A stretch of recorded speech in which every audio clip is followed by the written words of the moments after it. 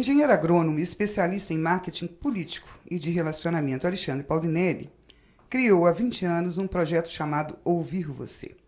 Nesse período, ouviu todo mundo, para empresas, políticos, ganhou eleições, colaborou com as administrações das cidades, fez seus clientes venderem muito. E chegou até aqui com uma certeza: o povo quer falar. Tudo bem, Alexandre? Tudo bem, Bianca. Alexandre, a voz do povo está nas ruas e falando bem alto, por sinal. Mas como responder para tanta gente? Bom, o momento para todo mundo é um momento de perplexidade, principalmente para as pessoas que estão no poder, né? Mas eu costumo dizer o seguinte: se a gente quer entender as coisas, a gente não pode entrar dentro delas.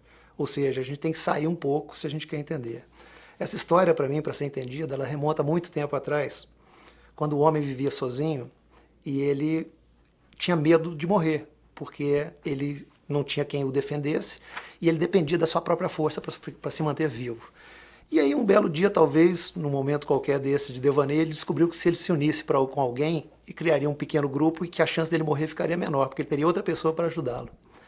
Resumindo, a história do homem vem ao longo desse tempo todo sendo um movimento de gregacionário, vamos dizer assim, na medida em que ele sempre teve um inimigo externo, né? E aí a comunidade ficou cada dia maior, criaram cidades-estados, criaram os países, né? Criaram os blocos, né? Até num ponto que o mundo chegou que só tinham dois blocos, né? O Ocidente, comandado pelos Estados Unidos, e o outro bloco, né, comandado pela Rússia. E enquanto era assim, a gente tinha sentido estar todo mundo junto, lutando pela não morte, vamos dizer assim. Eu sei que com a derrocada do Império Soviético, as pessoas começaram a olhar para o seu próprio umbigo, ou seja, e agora, onde está o nosso inimigo? Né? E aí elas começaram a ver que naquela época, né, quando começaram as coisas, o melhor lugar do mundo era o lugar onde você conseguia estar vivo. O que mudou hoje é que o melhor lugar do mundo tem que ser o lugar onde você vive. Essa mudança, ela não é uma mudança de conceito, é uma mudança de comportamento, né? E os poderosos hoje, os grandes chefes de Estado, os presidentes, os governadores não entendem isso. Você quer dizer que, vamos dizer o seguinte, que a nação, como a gente conhece, ela acabou? Na realidade, se você for pensar bem, qual o sentido hoje? Até pouco tempo atrás, a Argentina era uma ameaça nos governos militares, né? Eu morria de medo de ter uma guerra com a Argentina, né? O Brasil já guerreou com o Paraguai. Fazia sentido essa nação para defender os seus cidadãos, né? Na realidade, qual é a chance hoje de ter uma guerra entre Brasil e Argentina, entre Brasil e Paraguai, a Rússia vir aqui e invadir, né? Essa questão do grande inimigo, né? Ela simplesmente está colocada fora da pauta. Se o grande inimigo não existe, a razão do Estado talvez também tenha diminuído muito nesse conceito. Mas a questão é o seguinte: o que é o Estado Nacional para o problema do posto de saúde do Barreiro? Ou seja, se eu moro no Barreiro, o problema de saúde é o posto de saúde do Barreiro. Então, na realidade, se você for analisar bem, nós estamos caminhando muito rápido. Quando eu digo do melhor lugar do mundo, é o lugar onde você vive, não é nem a cidade. É a comunidade dentro da cidade. Então nós temos a comunidade aqui, por exemplo, em Belo Horizonte de Lourdes, que tem um padrão de vida, a comunidade do Barreiro, de Venda Nova. Todos esses bairros têm os seus próprios problemas, né? Isso não quereria dizer que as pessoas vão querer conversar, por exemplo, com o vereador do bairro? Isso não fortaleceria essa figura política? Olha, Bianca, na realidade, o sistema representativo, né, que é a essência do sistema democrático, ele está em xeque no mundo inteiro. As pessoas não questionam isso porque talvez não tenham arrumado alguma coisa melhor para colocar no lugar. A questão é muito simples. Eu sempre reporto a uma situação. Alguns anos atrás, um partido político me chamava para ir conversar com seus deputados, que a gente, em função disso, desenvolveu um método interessante de fazer campanha eleitoral, e me chamava para conversar com essas pessoas, e como é que eu ia explicar para o deputado que ele tinha um problema de crise de legitimidade? Porque eu costumo dizer que só tem um ego maior do que o dos políticos, das lideranças políticas, né? Talvez os atores da Globo e os marqueteiros, né? Então, era muito difícil. Mas eu achei que, tentando desconstruir um pouco esse ego, eu conseguiria chegar a algum lugar. E era muito interessante porque, às vezes, tinham 12, 15, 18 deputados numa sala e eu chegava e ia explicar o que eu fazia. Em vez de explicar, eu pegava uma folha e chegava e escolhia um dos deputados e falava assim: escuta, o senhor é da onde? Ah, eu sou lá do Piauí. Ah, perfeitamente. O que o senhor faz aqui no Congresso Nacional? Ah, eu sou representante do povo do Piauí. Ah, perfeitamente, o senhor é um representante do povo do Piauí. Já que o senhor representa o povo do Piauí, eu preparei aqui umas 15 perguntas sobre o povo do Piauí. O senhor poderia me responder? Quantas pessoas do Piauí colocaram o senhor aqui? Todos sabem responder essa questão. 28.427 pessoas. Oh, parabéns. Né? Aí a próxima pergunta que eu faço assim, tem mais homem ou mais mulher? Ele fica me olhando, fala assim, não posso afirmar, eu não sei. Eu falei, escuta, desses 28.400 e pouco, quantos estão desempregados hoje no Piauí? Não. Aí eu não posso saber, não sei. Quantos, nome e endereço dos desempregados? Eu falei, pô, Paulinelli, se eu não sei quantos, eu vou saber nome e endereço? A próxima pergunta, o senhor votou alguma coisa ontem? Votei. O que pensam os seus 28.400 e poucos sobre esse assunto? Não sei. A pergunta número 4, não sei. A 5, não sei. Não sei, não sei. Normalmente, e eu nunca, em todas as vezes que eu fui a Brasília, nunca me deixaram de passar da pergunta número 8. Esse deputado virou para mim e falou assim, pois não sei todas. Aí eu voltei a outra pergunta, a última pergunta, eu falei, você tem mais uma pergunta só, o que o senhor faz aqui em Brasília? E ele não conseguia responder de novo, que era representante do povo. Na realidade, o que eu estava tentando mostrar a ele é que se você se representante não conhece representado, então não representa. Se a essência de toda a democracia é o poder da representação, a essência está totalmente dançada, vamos dizer assim. Então, a próxima pergunta que o deputado me faz, então deixa eu te fazer uma pergunta, como é que eu faço isso? Eu falei, deputado, fico muito satisfeito que nós estamos tentando já descobrir o como. Essa é a pergunta do século. Essa é a pergunta que está colocada na rua hoje. Como saber o que as pessoas pensam? Eu sei como o jogo é jogado, eu participo dessas campanhas e vejo que as pessoas sem dinheiro e só com ideais, elas são movidas à poesia. Infelizmente, a indústria é feita para que quem não tenha dinheiro não entre.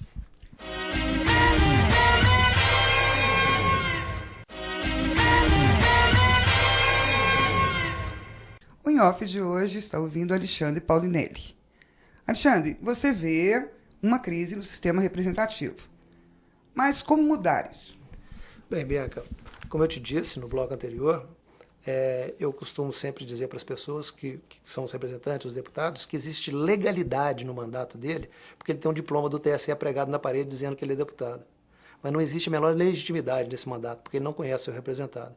E aí ele dá também o direito do cidadão de não o reconhecer como representante. Porque se eu não conheço quem eu represento, por que eu quero que essas pessoas legitimem o meu poder? Então essa é a crise que está passando o sistema, não só no Brasil, mas no mundo inteiro. Como mudar isso? É uma coisa interessante, porque todas as vezes eu vejo que as pessoas estão falando assim, não, voto consciente, tem que votar. Né? Tem que votar, tem que tirar essas pessoas, etc. E aí eu me reporto sempre a uma coisa que acontece antes das eleições. Eu sou procurado por pessoas das mais diversas idades e classes sociais, né? Dizendo assim, Paulinelli, me ajuda. Eu quero entrar, se a gente quer do bem não entrar, se eu que sou do bem não entrar lá, como é que eu vou mudar essa coisa, essa porcaria, essa baixaria que está isso aí? E eu costumo dizer para as pessoas começam dizendo para mim, querendo dizer sobre os seus ideais, sobre os seus princípios, etc. E eu peço para parar, eu interrompo a conversa e digo para a pessoa, eu falo assim, eu só tenho 2 perguntas para você, eu não quero saber sobre os seus princípios. Mas como você vai trabalhar para mim se você não quer saber sobre os meus princípios? Eu falo, não, eu quero saber sobre os seus princípios daqui a 4 anos, quando você voltar, quando você estiver no poder e me buscar para a sua reeleição. E você vai ver que seus princípios vão ser ligeiramente, a palavra não existe, mas flexibilizados. Você quer dizer que o poder muda a pessoa? Mas é absolutamente certo que isso acontece. Agora, as 2 perguntas que eu sempre faço, a primeira é muito, muito engraçada, mas qual foi a última vez que você fez exame psiquiátrico? Porque você não está bem da cabeça. Você não sabe a fria que você está entrando. Você não sabe o que você vai fazer com você mesmo. E a pessoa fica me olhando e começa de novo ao corolário dos seus ideais, das suas ideias, de como é que ele está movido das melhores intenções, etc. E a segunda pergunta, onde já coloca a conversa já numa conversa no patamar da política, é cadê o dinheiro? Como cadê o dinheiro, Paulo? Você está parecendo aquela profissão que pede o dinheiro antes de... Eu falei, não, cadê o dinheiro pelo seguinte, meu amigo. Se você vai discutir sobre ideais, sobre poesia, nós vamos ler Fernando Pessoa, Cabral, o Drummond, nós vamos ler sobre os nossos poetas. Agora, se é para discutir sobre política, a pergunta é muito clara, cadê o dinheiro? Por quê? Porque esse jogo que você está entrando, meu amigo, essa indústria que você está entrando, ela é uma indústria muito clara. Você enfia o dinheiro do lado de cá e os votos saem de lá. As pessoas ficam olhando e acham que eu sou um cara que desconstrói os ideais, etc. Mas eu sei como o jogo é jogado, eu participo dessas campanhas e vejo que as pessoas sem dinheiro e só com ideais, elas são movidas à poesia. Infelizmente, a indústria é feita para que quem não tenha dinheiro não entre. Você levantou uma coisa interessante. Você acha que o próprio eleitor já encara a eleição como uma oportunidade para levar algum e não para eleger seu representante? Não, eu acho que o eleitor, nessa situação, ele faz parte da massa de manobra do jogo do poder. Ou seja, na realidade, ele é necessário para validar esse poder, né? Se você for ver bem, essas pessoas que, com a melhor das intenções, querem entrar no jogo, eu costumo dizer a elas o seguinte: você já jogou rugby? Não, nunca joguei rugby. Eu falei, pois é, mas o rugby tem regras próprias. E você também nunca jogou o jogo da política. Mas a política também tem regras próprias. E a primeira regra, a mãe de todas as regras da política, você sabe qual é?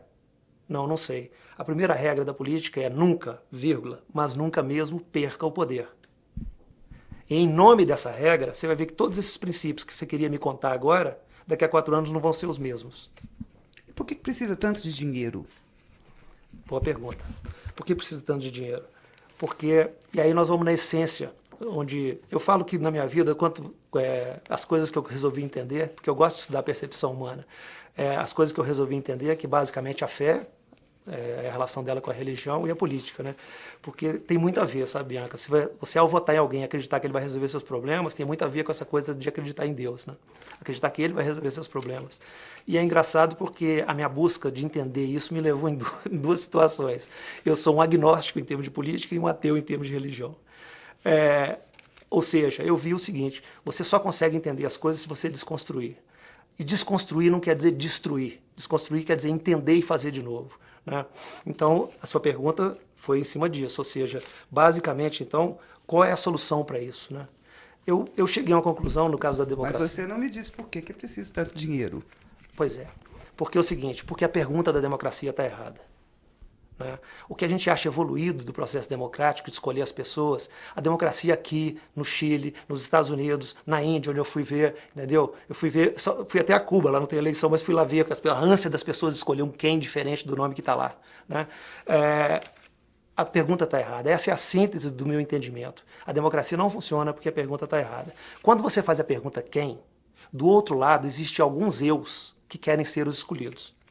No caso da eleição presidencial, agora tem o eu Dilma, o eu Aécio, os outros candidatos todos, né? Eles querem ser excluídos, querem ser escolhidos. E ser escolhido quer dizer, no sistema que é colocado, ser percebido. E para ser percebido, Bianca, tem várias técnicas. Você tem a técnica do João Santana, que é o marqueteiro do Lula e da Dilma, você tem a técnica do Duda Mendonça, você tem a técnica de vários, não vou citar os de Minas não, que eles citam um e depois não citam outros, eles vão brigar comigo. Então, na realidade, você tem várias técnicas, tá certo? Você tem a técnica do Alexandre com a empresa dele, né? Mas acontece o seguinte, de todas as técnicas você tem uma premissa: cadê o dinheiro? Então, na realidade... Porque tudo é caro. Nenhuma eleição é barata. A eleição para vereador não é barata mais, a eleição para deputado não é barata, para governador, para presidente da República. Se as pessoas souberem o que custa a eleição para presidente da República, as pessoas não acreditariam no número. Então isso quer dizer o seguinte: por quê? Porque na realidade, sem o dinheiro você não move essa indústria, tudo é muito caro, tá certo? E aí, porque a ideia é criar um super-eu, o eu que quer ser percebido, tá certo? Então cria um problema, Bianca. Quem está no poder, a regra número 1 não é nunca perca o poder? Quem está no poder sabe que precisa de dinheiro e faz o quê durante os 4 anos? E quem está fora e quer entrar? Precisa de dinheiro. E faz o quê? Então, na realidade, o processo, e eu não estou acusando ninguém de corrupção, mas a corrupção faz parte do jogo. Essa que é a verdade. Ou seja, e aí tem um problema ético ou moral. Porque, na realidade, nenhuma das pessoas que faz isso acredita que está fazendo mal. Sabe por quê? Porque ela é o bem. O mal é o outro lado. O mal é quem quer me derrubar. Então, tudo que eu fizer... E aí Maquiavel já tinha razão quando percebeu isso há muito tempo atrás. Tudo que eu fizer para que o bem permaneça no poder é válido. Inclusive as coisas que têm sido feitas, não só aqui, como em qualquer outro lugar do mundo. Os fins justificam os meios? Na política? Mas é lógico. Não tenho a menor dúvida disso, né? Essa talvez seja outra explicação para a regra número 1. Nunca, mas nunca mesmo, perca o poder. Você vota no prefeito de Belo Horizonte achando que ele vai vir resolver seus problemas. Uma coisa eu vou te afirmar: ele não conhece os seus problemas.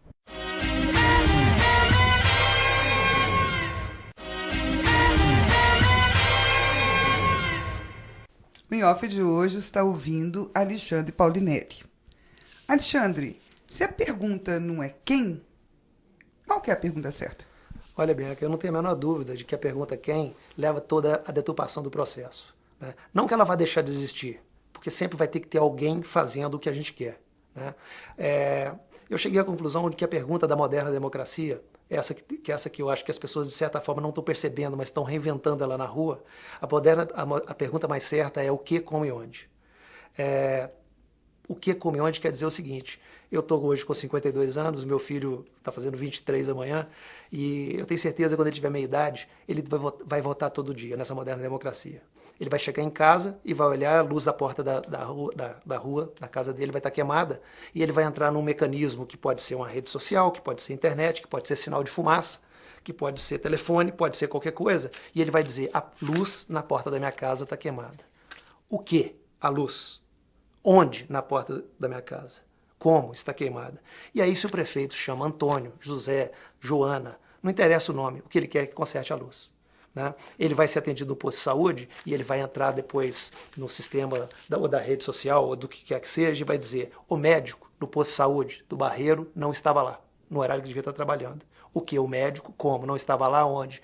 No Barreiro. E aí, quem tiver no poder que tome as providências. Então, eu acredito, Bianca, que quem foi esse administrador das coisas, né? O administrador, um Hellis quem. Um Hellis quem. Alguém que trabalha para nós. Que para desespero dos políticos pode ser um software, por exemplo. Né? Porque, na realidade, as pessoas estão lá para resolver o meu problema. E aí vem essa relação que eu faço da política com a fé, com a religião. Ou seja, você vota numa pessoa achando que ele vai resolver seus problemas. Você vota no prefeito de Belo Horizonte achando que ele vai vir resolver seus problemas. Uma coisa eu vou te afirmar: ele não conhece os seus problemas. Até porque, quem é que parou na sua frente e te perguntou sobre o que, como e onde está acontecendo? O que? O ônibus? Como? Não passa? Onde? Na porta da minha casa. Então, essa moderna democracia, ela não acaba com o quem, mas ele relega o quem à sua devida importância. E eu digo o seguinte: eu vou ver ainda, com 50 anos de idade, o político achacar um empreiteiro de lixo, por exemplo, para botar dinheiro na saúde. Sabe por quê? Porque esse o que, como e onde, de uma maneira sistematizada, gera índices. Está certo? Então, a gente já faz trabalho desse tipo em algumas prefeituras, né? Então, não vou citar o nome da cidade, mas a cidade tem nota 2,3 para varreção de rua. Como é que nós obtivemos essa nota? Todas as pessoas da cidade votaram e deu nota 2,3, uma nota sofrível de 0 a 10. Né? O prefeito chama o responsável pela área. Ruim, né? Chama o responsável pela área e fala assim: o que fazer para levar para 7? Só que tem um detalhe: uma vez por ano a gente consulta as pessoas. Então, a primeira coisa, quem inventou que a pergunta do quem tem que ser 4 anos? Sabe o que é? O ideal do quem é que fosse a cada 40 anos, você concorda? Você vota uma vez no quem, larga ele 40 anos no poder. Então botaram 4 anos, eu não sei quem inventou isso, foi um número. Agora, a pergunta do que, como e onde, ela é uma pergunta update, é de hoje, é da agora. Isso desespera qualquer político, porque ele vai ser avaliado a qualquer momento. E eu, quando quiser ser prefeito da minha cidade, eu vou dizer como eu vou levar o 2,3 para 7. E se eu não levar, não tem dinheiro, não tem Duda Mendonça, não tem Alexandre Paulinelli, não tem marqueteiro do João Santana, que vai me colocar lá, porque o quem é irrelevante. O que o povo quer é que a rua esteja varrida. Você entendeu? Claro. Mas voltando àquela história, você acha que as redes sociais podem ajudar nesse processo? Eu acho que sim.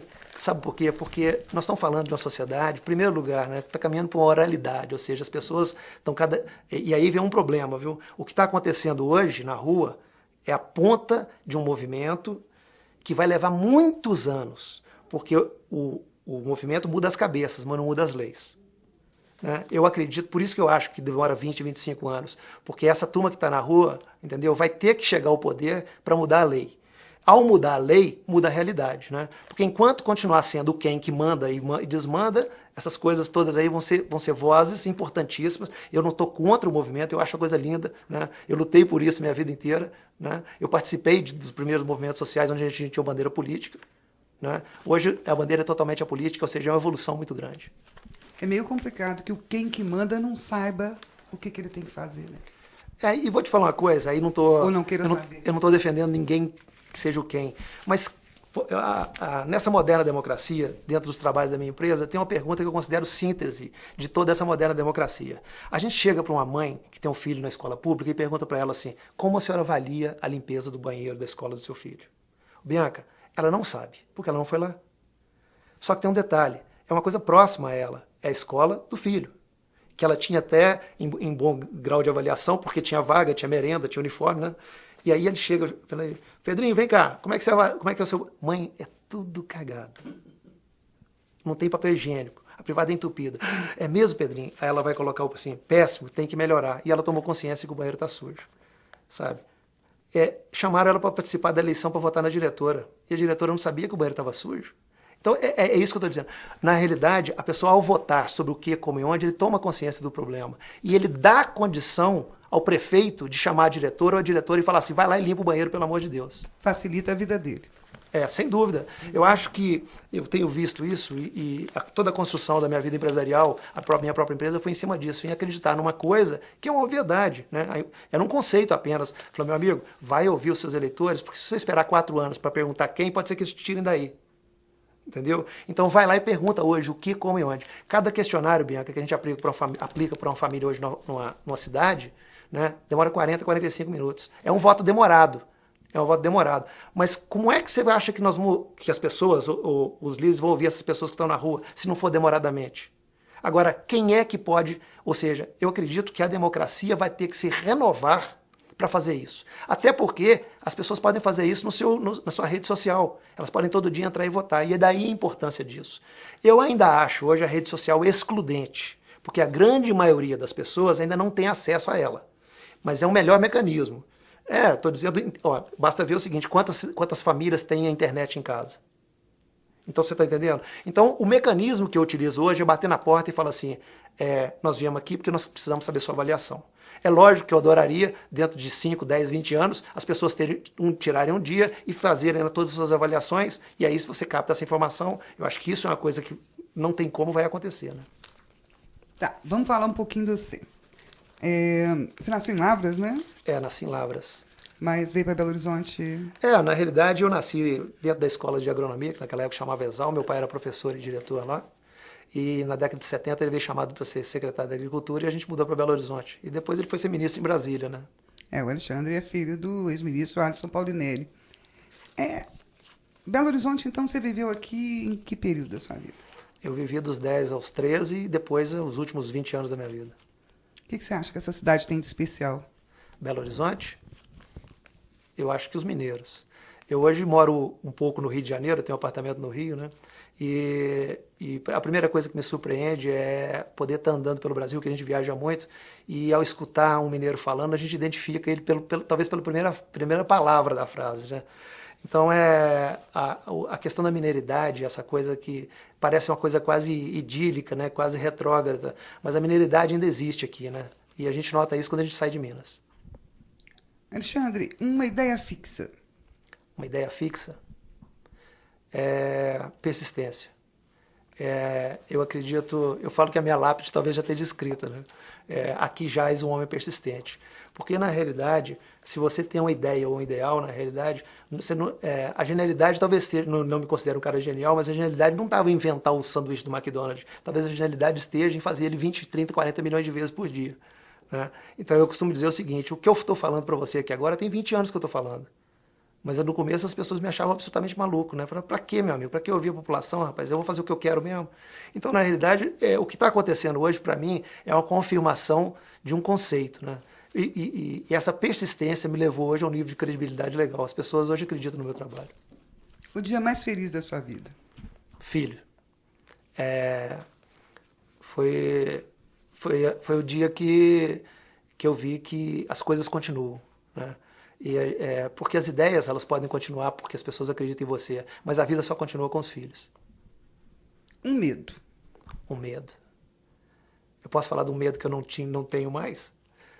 Eu costumo dizer o seguinte, se o medo foi a grande força que impulsionou o homem a ser que vive em comunidades, etc., eu também entendo que o grande medo é o medo da morte. E esse medo da morte faz a gente acreditar em uma porção de coisa, né? Ou criar uma porção de coisa, ou criar uma porção de resposta. Mas, na realidade, eu costumo dizer para os meus amigos o seguinte, não é que eu tenha perdido o medo da morte, eu perdi o medo do medo da morte. E aí, as coisas ficaram mais simples na minha vida. Uma esperança. A esperança é que as pessoas entendam realmente o seu papel e a sua... qualquer que seja o papel, né? A gente representa vários papéis, né? O de pai, o de empresário, né? O de cidadão que está aí marchando nas ruas pedindo pelas coisas, etc. Mas que as pessoas entendam realmente o seu papel e não acreditem em ninguém. Acreditem naquilo que elas tem como seus próprios ideais. Porque todas as vezes que alguém te contar uma história, inclusive o Alexandre aqui agora, e você acreditar no Alexandre, você deixa de ser você mesmo. Questione tudo, entendeu? As pessoas estão aqui, na realidade, a vida é feita na medida que as pessoas querem te ajudar. No fundo, você pode, ou no sentido de criar um grupo. Olha, você quer ver um exemplo? No dia que criar um grupo, uma liderança para esse pessoal que está na rua, o movimento acaba. Se você reparar bem, se no Rio ontem tinha 300 mil pessoas, e eu passei lá na hora da passeata, eram 300 mil indivíduos. Quem estava liderando aquilo? Cada um era líder de si mesmo. Né? Esse é o mundo que o político não entende hoje. Né? E quando você vê hoje o poder chamando as pessoas, fala assim, quem são os líderes, qual é a pauta? Sabe o que é isso? Sabe o que o poder está tentando fazer? Está tentando reduzir alguma coisa que é absolutamente criadora, não alguma coisa que ele entenda. Porque se colocar o líder e colocar a pauta, pronto, já sei como cooptá-los. Não captá-los, cooptá-los. Nós adoramos conversar com o Alexandre Paulinelli hoje. Você gostou, Alexandre? Eu adorei. É sempre bom a gente poder falar para as pessoas o que a gente entende, pensa, né? E outra coisa, né? Eu adoraria que as pessoas que estão na rua tentassem encontrar seus próprios caminhos de participação. Né? Eu acho que devem existir outros, centenas de milhares. Eu tentei arrumar um meio, porque agora, depois que isso foi lançado a semente da indignação ou da manifestação, etc., a questão é muito simples, é como fazer. Né? Como fazer as coisas.